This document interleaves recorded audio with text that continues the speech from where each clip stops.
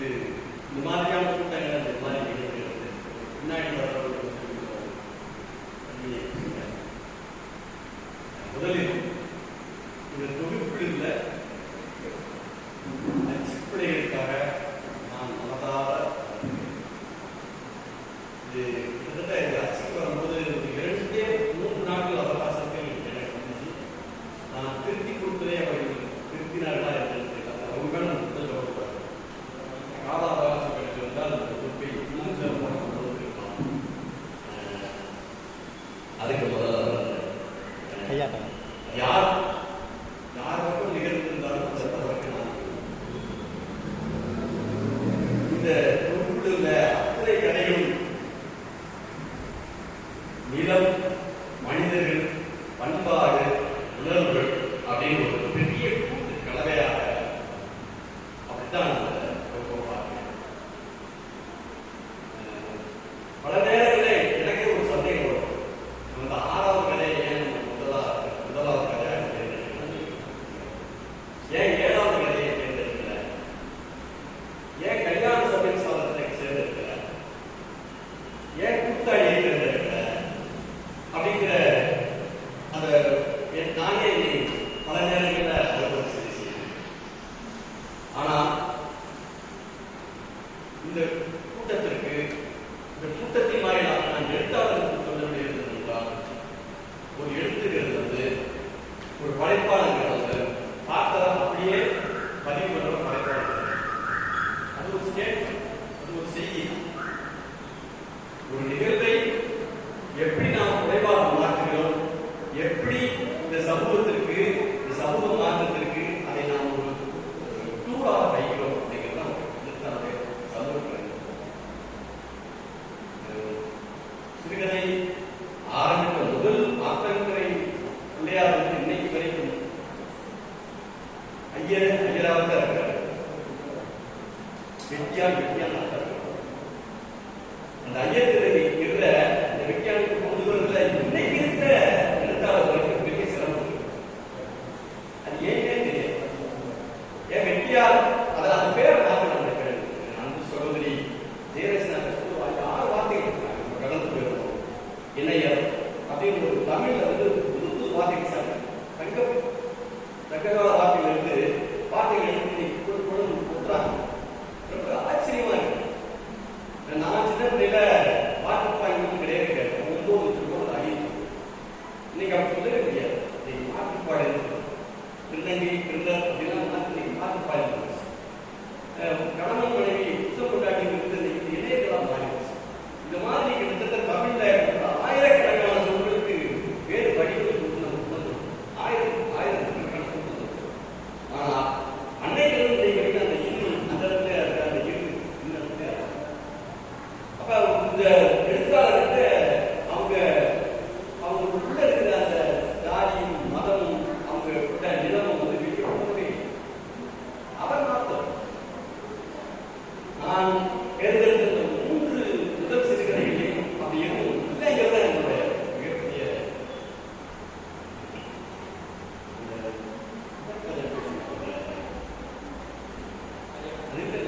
கோழி குஞ்சு இல்லையா?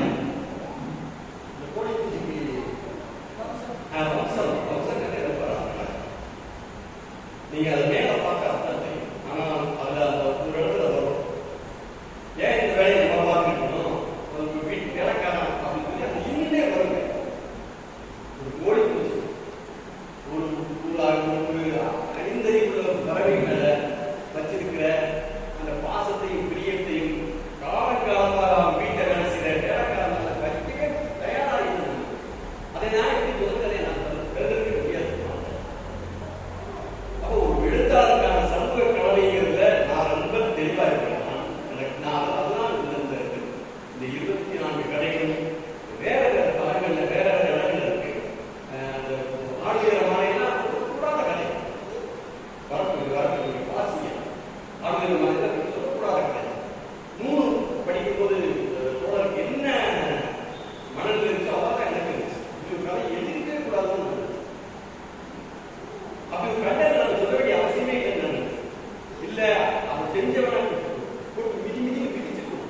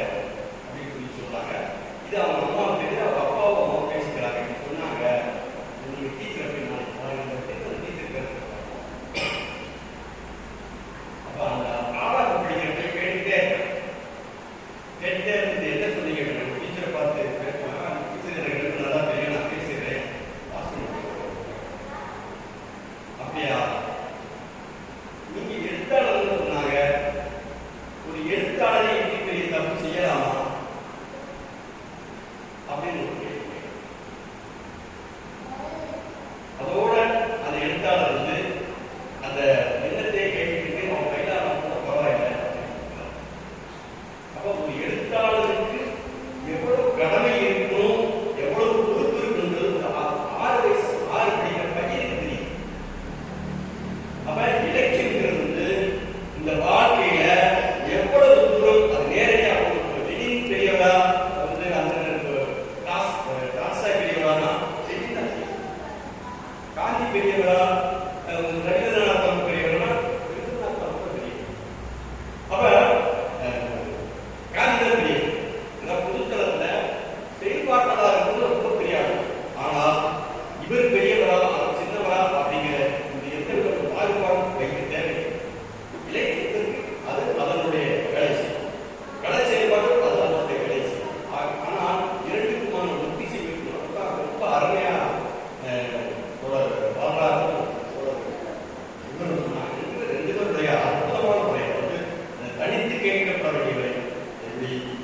எல்லாம் முடிச்சுட்டு அவங்க பசி நேரத்தில் பேசக்கூடிய உரைகள் ரொம்ப அருமையான உரையை நிகழ்த்திய இந்த இடம்.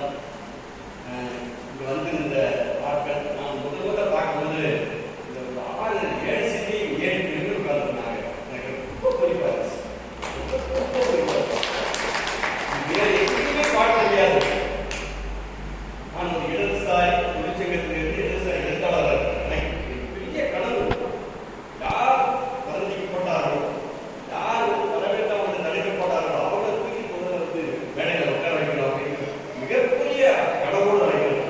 அது எந்த இடத்துல எங்களால் பார்க்க முடியாது. நம்ம வந்து 6 பேர் கொடுத்தோம்னா ஒரு பெண்ணை வைக்கிறதுக்கே இருக்கிறோம். ஆனால் 6-7 பெண்கள் இந்த வேலையை வைக்கணும். அது மிகப்பெரிய. அப்புறம் இங்கே பார்க்க அந்த பார்வையாளரும் பங்கேற்பாளரும் பலதரப்பட்ட மக்களாக பள்ளிக்கு வேலைக்கு போயிட்டு வந்த மாதிரி இருக்காங்க.